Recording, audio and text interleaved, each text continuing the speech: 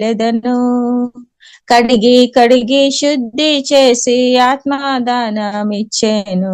వడిగా ఆయన సాయమున జయమున వెళ్ళెదను. యేసు ప్రభు కాపరి నాకు వాసిగా స్తుతించేదను. యేసు గొర్రె పిల్లను పోయేదను తన వెంట. ఆమేన్ ఆమేన్ ఆమేన్. హల్లెలూయా స్తోత్రం. ఒక చిన్న మనవి ప్రార్థన చేస్తున్నాము. అంటే మనము దేవుడికి మనం ఎలా ఇచ్చేవారిగా ఉంటే దేవుడు మనకి ఆశీర్వాదం ఇస్తాడు, ఇంకా అధికంగా దీవెనలు ఇస్తాడు. అలాగే మరి మనము సామెతల గ్రంథంలో 3వ అధ్యాయం 9వ వచనంలో చూసుకుందాం ఒక చిన్న మాట. నీ రాబడి అంతటిలో ప్రథమ ఫలమును నీ ఆస్తిలో భాగమును ఇచ్చి యెహోవాను గణపరచుము. అట్లా దేవుడు మరి మనం ఎంతగా దేవుడికి ఇచ్చేవారిగా ఉంటే దేవుడు